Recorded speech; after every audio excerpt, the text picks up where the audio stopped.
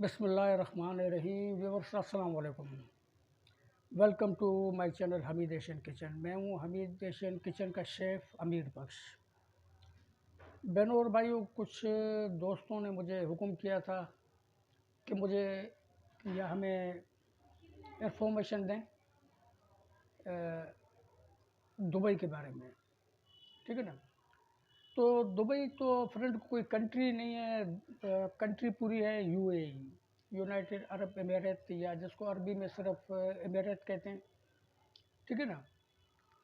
तो कुछ दोस्तों ने मतलब इस हवाले से पूछा था कि भाई जैसे हम दुबई जा रहे हैं, तो मैंने बोला दुबई तो सिर्फ वो नहीं है, अबू धाबी उनका कैपिटल है।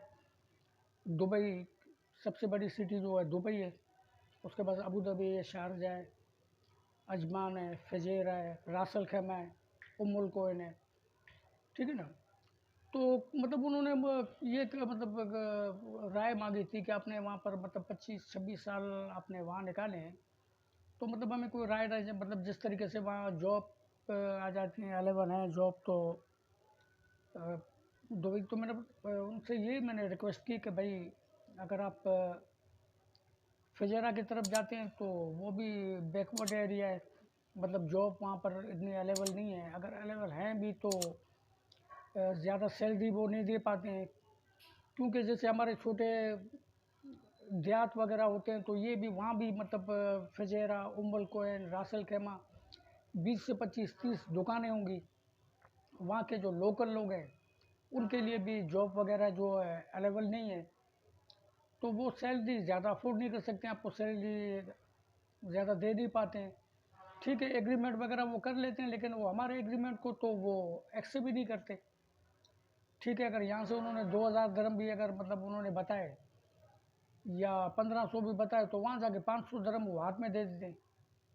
ठीक है ना। तो हम तो उनका कुछ भी नहीं कर सकते। गवर्नमेंट उनकी, और देखिए वहाँ पर एक रूल बना हुआ है कि वो जो है वो अपने जो लोकल है वो उन्हीं की फेवर करेंगे। ठीक है ना, चाहे अगर हम राइट हैं या रॉन्ग हैं, जो कुछ भी है, लेकिन वो उन्हीं का फेवर करेंगे। तो अब जो मौजूदा जो हालात जा रहे हैं, जैसे यूक्रेन और रशिया की जंग छिड़ी हुई है, अल्लाह पाक करके वो जंग जल्द से जल्द वो ख़त्म हो जाए। तो अब एक तो कोरोना की वजह से भी बहुत से मतलब शॉपिंग मॉल, फैक्ट्रियाँ, कंपनियाँ वहाँ भी बंद पड़ी हुई हैं। तो जो भी स्टेप आप लोग ले, क्योंकि हर इंसान स्टेप अगर कोई लेता है तो अपने बेहतरी के लिए, तो कोई भी स्टेप आप लेके लेंगे तो ओवरऑल आजू बाजू की जो भी सिचुएशन है उसको देख के उसके बाद आप स्टेप उठाएं। अल्लाह पाक आप लोग के हक़ में बेहतर करे। और कुछ दोस्तों ने मुझसे ये पूछा था कि भई अब अगर हम अपना कोई छोटा मोटा बिजनेस वहाँ कर लें तो उसका क्या तरीक़ाकार होगा। तो अभी बस ये है कि अगर आप छोटे से छोटा बिजनेस करते हैं या बड़े से बड़ा करते हैं, तो वहाँ का जो रूल ये है कि एक लोकल आपके साथ वहाँ ज़रूर टच होगा। और उस लोकल को करना कुछ भी नहीं है, उसकी सिर्फ एक तस्वीर लगी होगी, या जो बल्दिया का महकमा है उसके साथ वो जाएगा तो सिग्नेचर वगैरह वो करेगा। ठीक है। और वो एक मखसूस रकम आपसे तय करेगा, वो आपसे लेगा पर ईयर, हर साल कुछ आपको डिपॉजिट उसको देने पड़ेंगे। और अल्लाह ना करे अगर आपको लॉस होता है, प्रॉफिट होता है, उससे उसको कोई सरोकार नहीं है। ठीक है ना। वो तयशुदा रकम आपसे वो लेगा। तो अब आप देखेंगे क्या बिजनेस करना चाहते हैं। अगर छोटा मोटा दुकान खोलते हैं तब भी वो तो अपनी जो रकम तयशुदा है वो आपसे लेगा। अगर आप कोई फैक्ट्री लगाना चाहते हैं, शॉपिंग मॉल खोलना चाहते हैं, या दूसरी मतलब कोई टैक्सी वगैरह कोई भी, तो उसको आप मतलब कोई लॉस या प्रॉफिट में उसको कोई सरोकार नहीं है, वो आपसे वो लेगा। ठीक है ना। तो ये कि वो पर ईयर आपसे 10,000 दरम भी ले सकता है, वो डिपेंड करता है कि छोटे बड़े बिजनेस पे 20 भी ले सकता है, 50 भी ले सकता है, 1 लाख दरम भी वो आपसे ले सकता है। ठीक है ना।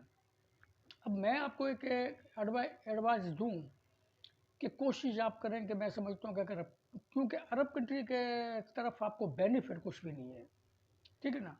अब वहाँ अगर आप 10 साल भी रहते हैं, 15 भी रहते हैं, 20 भी रहते हैं, जब आपका कारोबार ख़त्म हो गया तो ज़ाहिर है कि आप हर चीज़ हैंड ओवर होके आप वापस चले आएंगे। ठीक है ना?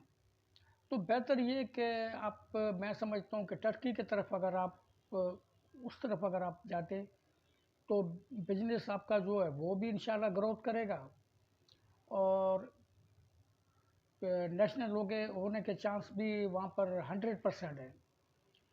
तो लाइफ भी आप लोग की काफ़ी हद तक ईज़ी रहेगी।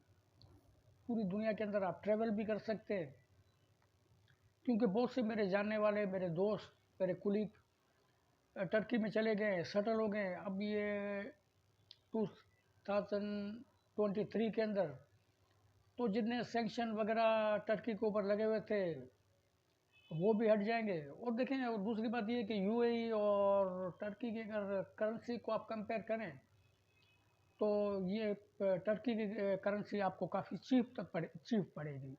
ठीक है, अब एक दरम जो है यूएई का तो मैक्सिमम 50 का पड़ जाता है पाकिस्तानी, क्योंकि जैसे हमारे कंट्री के हालात जा रहे हैं, इकनॉमी किस तरफ हमारी जा रही है, जीडीपी जो हमारी वो दिन पर दिन गिरती जा रही है।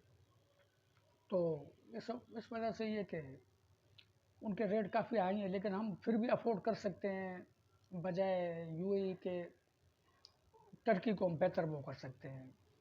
तो माशाल्लाह है भी बड़ी खूबसूरत कंट्री, लोग भी वहाँ के बहुत अच्छे हैं।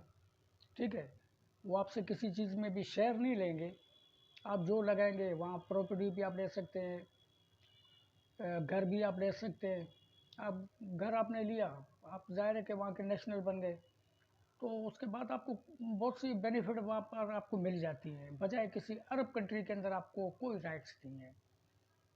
हाँ, अगर कोई बड़े पैमाने पे लेता है, तो उसको वो 99 ईयर का वो दे रहे हैं, तो वो तो अरबों खरबों डॉलर के अंदर बन जाती है, जो मेरे और आप जैसा कोई बंदा अफोर्ड भी नहीं कर सकता। ठीक है ना? तो ये यूएई की सिचुएशन या कतर हो गया, बहरीन हो गया, तो उसकी सिचुएशन मैंने आपको यही बताया कि जब तक आप हैं, कोई बिजनेस वगैरह आप कर रहे हैं, अल्लाह ना करे अगर बिजनेस में लॉस हो गया आपको, तो इंसान कहीं का भी नहीं रहता। लोकट तो आपके साथ कोई सरोकार ही नहीं रखेगा। और जॉब के अंदर भी ज़्यादा वो दूसरी कंट्री के लोगों को ज़्यादा तरजीह दे रहे हैं, बजाय कि हम पाकिस्तानियों को। तो मेरी यही रिक्वेस्ट है कि आपसे कि हर चीज़ की मतलब अच्छी तरीके से छानबीन कर लें। तो उसके बाद डिपेंड करता है लक पे कि लक आपको कहाँ ले जाता है। और मेरी यही दुआ है कि अल्लाह पाक आपको ऐसी जगह ले जाए जहाँ आपके लिए बेहतरी हो, जहाँ आप सरवाइव कर सकें। ठीक है ना? तो अल्लाह पाक से यही दुआ है कि कोई भी बेचारा जो बेनिफिट कर रहा है, कोशिश कर रहा है, अल्लाह पाक उसको उसका बेनिफिट दे। अल्लाह पाक उसकी तमाम खुशियाँ, उसकी जायज़ ज़रूरतें वो पूरी करे। तो मैं आपको ज़रूर कहूँगा कि टर्की की वेबसाइट आप खोलें, वहाँ का एप्लीकेशन उठा के आप देख लें, तो वो आपको ज़्यादा सूट करेगा, बजाय इन अरब कंट्रियों के। ठीक है ना? ये अरब कंट्रियों में तो अप डाउन तो लगा ही हुआ है। तो इंशाल्लाह आप कोशिश करें, देखें, और मज़ीद भी किसी चीज़ की आपको कोई इन्फॉर्मेशन चाहिए, जिस कंट्री की मुझे नॉलेज है वो मैं अवेयरनेस आपको दूंगा। तो अल्लाह पाक जहाँ आपको ले जाए, मैं तो ये समझता हूँ कि जहाँ आपके हक़ में बेहतर है, पाक परवरदिगार आपको वहीं ले जाए जहाँ आप सर्वाइव कर सकें। और ये मैंने आपको बताया कि जैसे दुबई, तो मतलब दुबई सेपरेट है, अबू धाबी सेपरेट है, शारजा सेपरेट है, ये से सेपरेट थे। अब मतलब इनका एक फेडरेशन बना हुआ है। ठीक है ना?